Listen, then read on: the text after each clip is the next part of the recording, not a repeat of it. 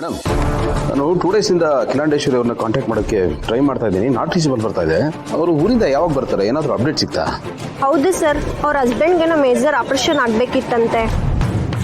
ಅದಕ್ಕೆ ಅರ್ಜೆಂಟಾಗಿ ಫಾರಿನ್ಗೆ ಹೋದ್ರು. ಅವ್ರ ಹಸ್ಬೆಂಡ್ ಪರಿಸ್ಥಿತಿ ಈಗಿರೋದ್ರಿಂದ ಅವ್ರ ಪರ್ಸನಲ್ ಫೋನ್ ಯೂಸ್ ಮಾಡ್ತಿಲ್ಲ ಸರ್. ಇಂಥ ಕ್ರಿಟಿಕಲ್ ಟೈಮಲ್ಲಿ ಅವ್ರ ಹಸ್ಬೆಂಡ್ ಜೊತೆ ಇರೋದಕ್ಕೆ ಇಷ್ಟಪಡ್ತಾರೆ ಸರ್ ಅವರು. ನಮಗೂ ಅವ್ರು ಫೋನ್ ಮಾಡಿಲ್ಲ ಸರ್, ನಾವು ಅವ್ರಿಗೆ ಫೋನ್ ಮಾಡೋದಕ್ಕೆ ಆಗ್ತಾ ಇಲ್ಲ ಸರ್. ನಾರ್ಮಲ್ ಆಗಿ ಅವರು ಯಾವ್ದಾದ್ರು ಟ್ರಿಪ್ ಹೋದಾಗ ಕಂಪ್ನಿಲಿ ಏನಾದರೂ ನಡೀತಾ ಇದೆಯಾ ಅಂತ ವಿಚಾರಿಸೋದಕ್ಕಾದ್ರೂ ಕಾಲ್ ಮಾಡ್ತಾ ಇದ್ರು ಸರ್. ಈಗ ಅದು ಮಾಡಿಲ್ಲ ಸರ್. ಸರ್ಜರಿ ಎಲ್ಲ ಮುಗಿದ್ಮೇಲೆ ಅವ್ರು ಫೋನ್ ಮಾಡ್ಬೋದು ಸರ್. ಕಾಲ್ ಮಾಡಿದಾಗ ನೀವು ಕಾಲ್ ಮಾಡಿದ್ದೀರಾ ಅಂತ ನಾನು ಅವ್ರಿಗೆ ಹೇಳ್ತೀನಿ sir. Okay, thank you. Okay sir. ಯಾರು? ಕಿಲಾಂಡೇಶ್ವರಿ ಅವ್ರ ಪಿ ಎ. ಅವ್ರ ಹಸ್ಬೆಂಡ್ಗೆ ಸರ್ಜರಿ ಅಂತೆ, ಹಾಗಾಗಿ ಅಬ್ರಾಡ್ಗೆ ಹೋಗಿದ್ದಾರೆ. ಸೊ ಸರ್ಜರಿ ಮುಗಿಯೋ ತನಕ ಅವರು ಪರ್ಸನಲ್ ಫೋನ್ ಯೂಸ್ ಮಾಡಲ್ವಂತೆ, ಯಾರ ಕಾಂಟ್ಯಾಕ್ಟ್ ಸಿಗಲ್ವಂತೆ. ಸರಿ, ನೋಡೋಣ, ಮೀಟಿಂಗ್ ಮುಗಿಸ್ಕೊಂಡ್ಬರ್ತೀನಿ. ಸರಿ.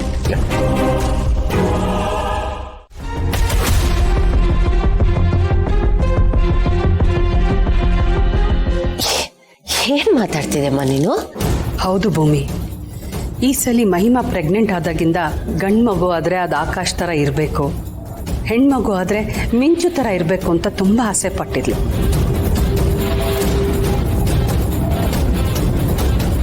ಇನ್ಫ್ಯಾಕ್ಟ್ ಮಿಂಚು ಫೋಟೋನ 3 ಹೊತ್ತು ಎದೆಗೆ ತಬ್ಕೊಂಡು ನಂಗೆ ಹೆಣ್ಮಗುನೇ ಇಷ್ಟ ಆಗುತ್ತೆ, ನಂಗೆ ಹೆಣ್ಮಗು ಆದರೆ ಅದು ಮಿಂಚು ಥರನೇ ಇರಬೇಕು ಅಂತ ನನ್ನ ಹತ್ರ ಸುಮಾರು ಸಲ ಹೇಳಿದ್ದಾಳೆ.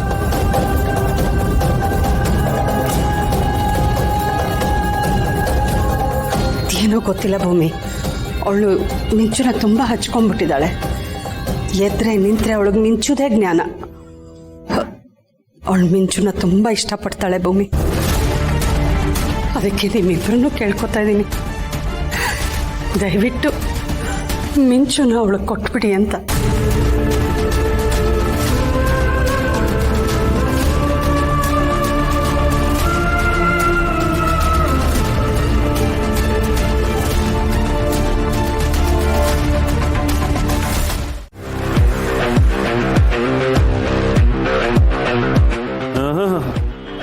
ರಂಗನಾಥ ಸ್ವಾಮಿ. ಮಮ್ಮ, ಏ ಮಮ್ಮ, ಅಲ್ಲ ಕಣ್ಣೋಡ ಹೆಂಗ್ ಬಿಡ್ತಾನ ಏನು? ಅವನು ಹೊಟ್ಟೆ ಒಳಗಡೆ ಈ ದೊಡ್ಡ ಕರಳು ಸಣ್ಣ ಕರಳು ಎಲ್ಲ ಫುಲ್ ಜುಗಲ್ ಬಂದಿ ಆಡ್ತಿರ್ಬೇಕಲ್ಲ, ಬಾಯಿ ಬಡ್ಕೋತಾ ಇರ್ಬೇಕೇನೋ, ಹಶು ಹಶು ಅಂತ. ಪಾಪ, ಅದಕ್ಕೆ ಖುಷಿ ಪಡ್ಸಕ್ಕೆ ಅಂತ ನಾನೇನೋ ತಂದಿದ್ದೀನಿ.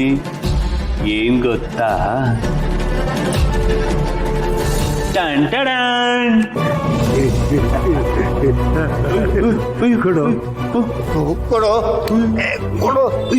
ಹಸು ಆಗುತ್ತೆ ಕಣೋ. ಆಗ್ತಿದ್ಯಾ ಕಂದ? ಓನ ಕಂದ, ನಿನ್ ಕಷ್ಟ ಅಯ್ಯೋ ನೋಡಕ್ ಆಗ್ತಿಲ್ವಲ್ಲೋ. ಇದನ್ನ ತಂದಿದ್ದೀನಿ ಅಂತಂದೆ, ಆದ್ರೆ ನಿನಗೆ ಅಂದೇನೋ? ನಿನಗೆ ಅನ್ನ ಇಲ್ಲ ತಾನೆ? ಕಿಲ ಕಿಲ, ನಾನಿದನ್ನ ಕೊಡಕ್ಕಿಲ್ಲ. ಇಷ್ಟ ಈಸಿಯಾಗಿ ಊಟ ಸಿಕ್ಬಿಟ್ರೆ ಮಜಾ ಇರೋದಿಲ್ಲ ಮಮ್ಮು. ಕಿಕ್ಕು ಬೇಕು, ಕಿಕ್ಕು. ಕಿಕ್ಕಿದ್ರೇನೆ ಲೈಫಲ್ಲಿ ಒಂದು ಕಳೆ. ನೀನಂತ ದೊಡ್ಡವರು ಒಂದು ಗಾದೆ ಮಾತು ಹೇಳಿದ್ದಾರೆ, ಏನ್ ಗೊತ್ತಾ? ಕಾದು ತಿನ್ನುವ ಹಣ್ಣು ತುಂಬಾ ರುಚಿಕರ ಅಂತ. ಕಾದು ತಿನ್ನು, ರುಚಿ ಚೆನ್ನಾಗಿರುತ್ತೆ. ಹಶ್ವು ಅನ್ನೋದು ಏನ್ ಗೊತ್ತಾ? ಸಾಫ್ಟ್ವೇರ್ ವೈರಸ್ ಇದ್ದಾಗೆ. ಅದು ಒಂದ್ಸಲ ಒಳಗಡೆ ಶುರು ಆಯ್ತು ಅನ್ಕೋ, ಇಡೀ ಸಿಸ್ಟಮೇ ಕರಪ್ಟ್ ಆಗ್ಬಿಡುತ್ತೆ.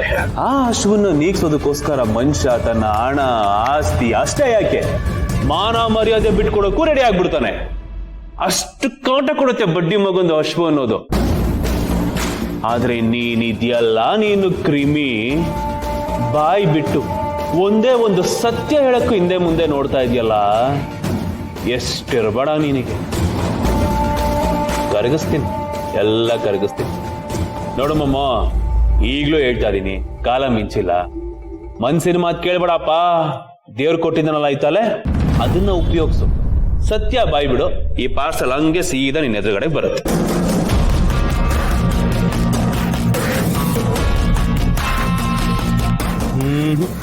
No reaction. ನೋಡು ಮಮ್ಮ, ನೀನು ಆ ಸತ್ಯನ ನನ್ನಿಂದ ಮುಚ್ಚಿಡೋದಿಕ್ಕೆ ಎಷ್ಟು ಪ್ರಯತ್ನ ಪಡ್ತಾ ಇದೆಯೋ, ಎಷ್ಟು ಶ್ರಮ ಆಗ್ತಿದ್ಯೋ, ಮುಂದಕ್ಕೊಂದಿನ ಅದಕ್ಕಿಂತ ಡಬಲ್ ಎಫೆಕ್ಟ್ ಬೀಳುತ್ತೆ ಆ ಮಗು ಮೇಲೆ. ಆಲ್ರೆಡಿ ಒಂದು ಮಗುನ ಸಿಕ್ಕಾಬಟ್ಟೆ ದೂರ ಕಳಿಸಾಗಿದೆ. ಇನ್ನು ಉಳಿದಿರೋ 2 ಪಿಳ್ಳೆಗಳು ನನಗೆ ಯಾವ ಲೆಕ್ಕನೂ ಅಲ್ಲ. ಪರ್ಮನೆಂಟ್ ಆಗಿ ದೂರ ಮಾಡ್ಬಿಡ್ತೀನಿ ಆ ಗೌತಮಿಂದ ಅವರನ್ನ. ಇದನ್ನ ತಲೆಯಲ್ಲಿಟ್ಕೊಂಡು ಸತ್ಯನ ಹೊರಗಡೆ ಕಕ್ಕಿದ್ರೆ ಸರಿ. ಗೊತ್ತು ಅಳಿ ಅಂದ್ರೆ ನೀವು ಅವಳನ್ನ ಹೇಗೆ ನೋಡ್ಕೋತಾ ಇದ್ದೀರಾ, ಹೇಗೆ ಸಾಕ್ತಾ ಇದ್ದೀರಾ ಅಂತ. ಆದರೆ ಮಹಿಮಾ ಪರಿಸ್ಥಿತಿ ಹೀಗಿದೆ. ಅದಕ್ಕೆ ಕೇಳ್ತಾ ಇದ್ದೀನಿ. ನಿಮ್ಮ ಹತ್ರ ಬಂದು ಈ ರೀತಿ ನಾನು ಕೇಳ್ಕೊತಾ ಇರೋದು ಅದಕ್ಕೊಂದೇ ರೀಸನ್ ಅಳಿ ಅಂದ್ರೆ ಅವಳಿಗೆ ಮಿಂಚುವಿಂದ ಒಂದು ಸ್ವಲ್ಪ ಖುಷಿ ಸಿಕ್ಲಿ, ಸಮಾಧಾನ ಸಿಕ್ಲಿ ಅಂತ. ಡಾಕ್ಟರ್ ಕೂಡ ಹೇಳಿದ್ದಾರೆ ಅವಳ ಮನಸ್ಸಿಗೆ ಹರ್ಟ್ ಆಗೋ ಥರ ಯಾವುದೇ ಇನ್ಸಿಡೆಂಟ್ ನಡೀಕೊಡ್ದು ಅಂತ. ನಮಗೆಲ್ಲ ಅದೇ ಭಯ. ಅವಳು ಮಿಂಚುನ ತುಂಬ ಹಚ್ಕೊಂಡ್ಬಿಟ್ಟಿದ್ದಾಳ. ಅದರಿಂದ ಯಾವ ಥರನೂ ಅನಾಹುತ ಆಗ್ಬಿಡಬಾರ್ದು ಅಂತ ಹೆದರ್ತಾ ಇದ್ದೀವಿ. ಮಹಿಮನೆ ಈ ವಿಷಯನ ನಮ್ಮ ಹತ್ರ ಮಾತಾಡಕ್ಕೆ ಹೇಳಿದ್ದ?